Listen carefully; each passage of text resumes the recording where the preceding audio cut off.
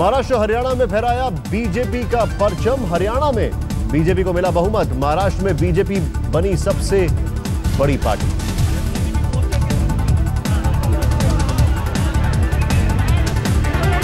हरियाणा में बीजेपी अकेले दम पर बहुमत की ओर। महाराष्ट्र में सरकार बनाने के लिए बीजेपी को चाहिए दूसरे दलों का सहयोग।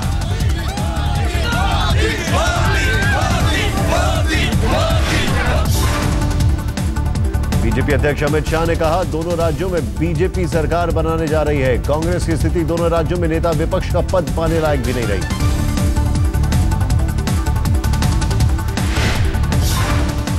शिवसेना पर अमित शाह का रुख दिखा नर्म। कहा, हमने नहीं तोड़ा था रिश्ता, पर इतना तय है कि अब सीएम बीजेपी का होगा। सीएम से ही होती है शुरुआत सत्ता की।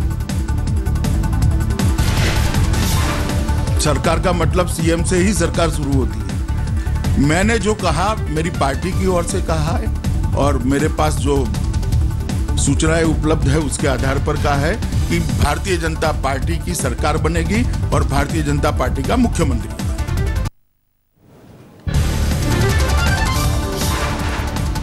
एनसीपी नेता प्रफुल्ल पटेल का बड़ा बयान। कहा, महाराष्ट्र में बीजेपी बनाएगी सरकार तो बाहर से समर्थन देने को हूं राजी। प्रफुल्ल पटेल ने कहा, शरद पवार के घर के बाहर हुई बैठक के बाद एनसीपी ने बीजेपी को समर्थन देने का लिया फैसला। महाराष्ट्र को एक स्थिर सरकार मिले, प्रगतिशील सरकार मिले, इस परिस्थिति में राष्ट्रवादी कांग्रेस पार्टी ने यह फैसला किया है कि हम भारतीय जनता पार्टी को महाराष्ट्र में सरकार बनाने के लिए हम मदद करेंगे। महाराष्ट्र बीजेपी अध्यक्ष देवेंद्र फडणवीस ने एनसीपी के बयान का किया स्वागत। कहा, प्रफुल्ल के बयान पर करेंगे विचार, एनसीपी से नहीं है कोई मतभेद।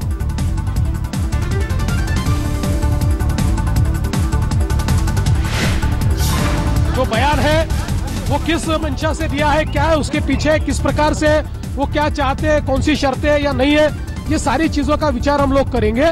और किसके साथ जाना चाहिए, महाराष्ट्र के हित का क्या है, फैसला महाराष्ट्र के हित को आगे रखकर ही किया जाएगा।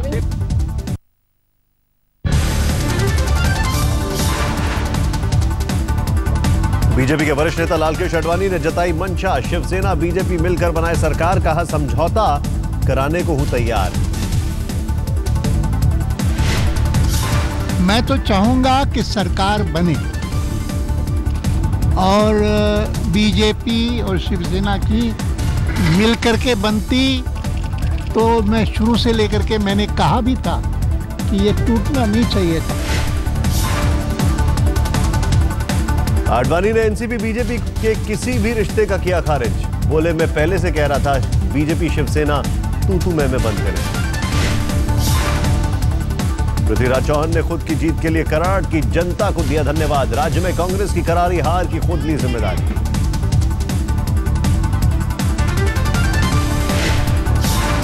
इस कांग्रेस पार्टी के चुनाव प्रचार का नेतृत्व मैंने किया था, इसलिए इस परफॉर्मेंस के लिए और निराशाजनक हमारे परफॉर्मेंस के लिए मैं सारी जिम्मेदारी खुद लेता हूं।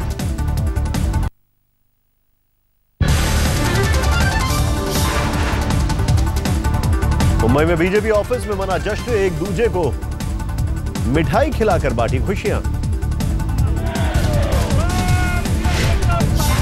बीजेपी की जीत से महाराष्ट्र बीजेपी प्रभारी राजीव प्रताप रूडी दिखे उत्साहित। किया दावा, महाराष्ट्र हरियाणा के साथ ही आगे झारखंड, जम्मू और बिहार में भी बनाएंगे सरकार।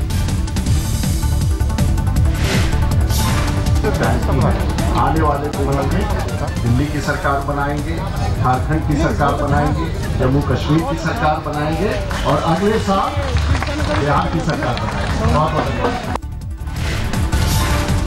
केंद्रीय मंत्री नितिन गडकरी ने कहा, मोदी के नेतृत्व में बह रही है विकास की बयार। सीएम उम्मीदवारी पर बोले, दिल्ली में हूं ही खुश हूं।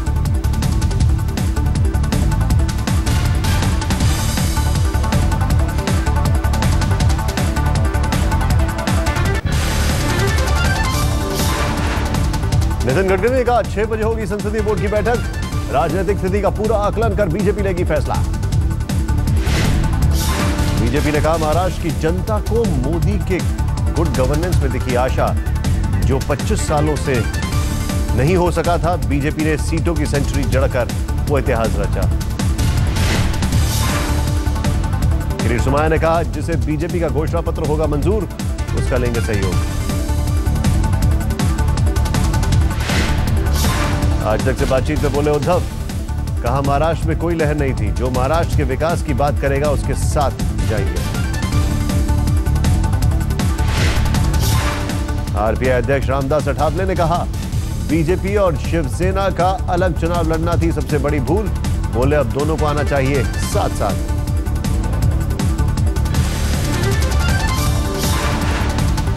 शिवसेना को अभी सीएम पद की आस, सांसद संजय राउत ने कहा महाराष्ट्र की जनता ने किसी को नहीं दिया जनादेश, उद्धव क्यों छोड़े मुख्यमंत्री की उम्मीद। क्या अपेक्षा है मुख्यमंत्री पद आपको मिले? राजनीति में कुछ भी हो सकता है, तो हमारा लोकतंत्र है, यहाँ कोई भी बात असंभव नहीं है, इतना ही मैं कहूंगा। संजय राउत ने कहा केंद्र और राज्य की 2 सत्ताधारियों से थी शिवसेना के शेर की टक्कर, उम्मीद से कम मिली सीटें लेकिन वजूद पर नहीं है शक।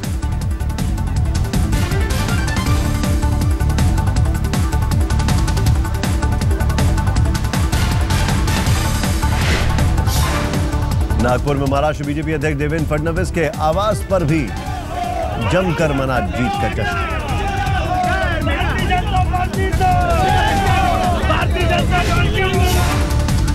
महाराष्ट्र में कांग्रेस की करारी हार के बीच कराड़ में कांग्रेस कार्यकर्ताओं को होली दिवाली के साथ मनाने का मिला मौका, पृथ्वीराज चौहान के समर्थकों में जीत की खुशी।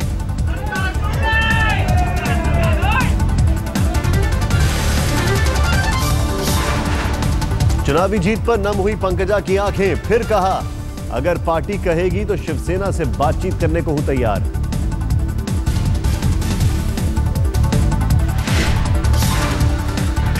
देखते हैं कितनी महत्वपूर्ण भूमिका मैं निभा पाती हूँ। मैं कोशिश करूंगी कि इसमें मैं कुछ अच्छी भूमिका निभा पाऊँ। देवेंद्र फडणवीस ने महाराष्ट्र में बीजेपी की पारदर्शी सरकार बनाने का किया दावा, सीएम उम्मीदवारी पर रहे खामोश।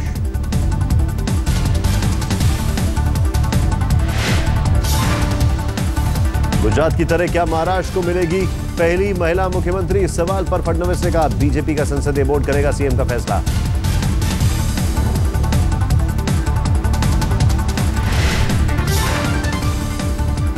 संघ के विचारक एमजी वैद ने कहा बीजेपी शिवसेना फिर एक साथ मिलकर बनाए सरकार, सबसे बड़ा दल होने के नाते बीजेपी का होगा मुख्यमंत्री।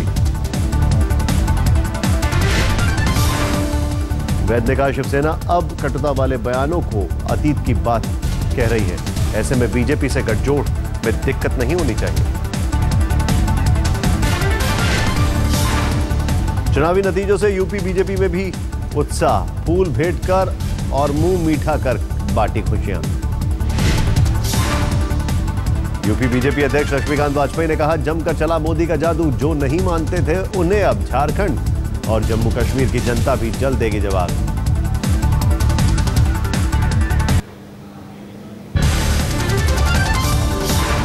भूपेंद्र सिंह हुड्डा ने कहा हरियाणा की जनता के जनादेश का करता हूं सम्मान, 10 साल तक हरियाणा की सेवा का मौका देने के लिए सोनिया को दिया धन्यवाद।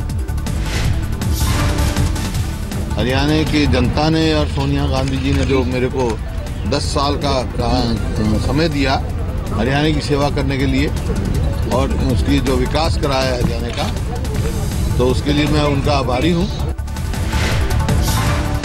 करनाल सीट ने बीजेपी उम्मीदवार मनोहर लाल खट्टर ने रचा इतिहास, खट्टर को मिले 82,000 से ज्यादा वोट, जबकि सभी प्रत्याशियों की जमानत जब्त।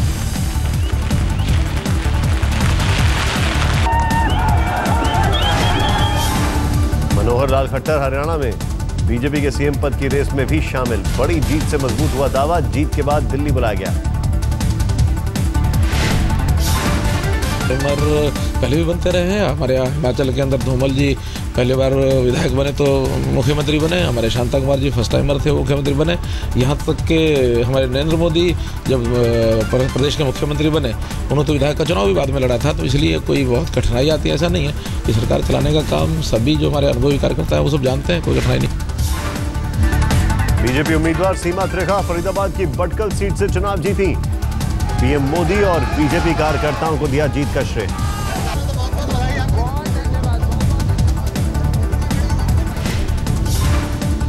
बिहार के पूर्व मुख्यमंत्री नीतीश कुमार ने कहा मोदी लहर की तुलना हुदुद तूफान से की। नीतीश ने कहा मोदी लहर हुदुद तूफान की तरह जनता को तबाह करेगी।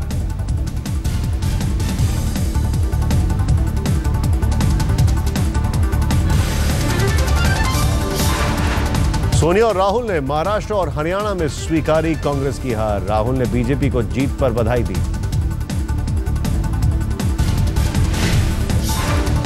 सोनिया ने अपने बयान में कहा हम दोनों राज्यों में जनता के जनादेश को स्वीकारते हैं। सोनिया ने कहा हम उम्मीद करते हैं कि नई सरकार जनता से किए अपने वादे पूरा करेगी।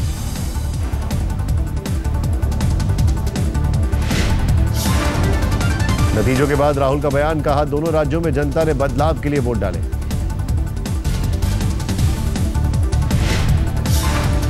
दोनों राज्यों में हार के बाद राहुल का बयान, हमें जमीनी स्तर पर पार्टी को मजबूत बनाना होगा और जनता का भरोसा जीतना होगा।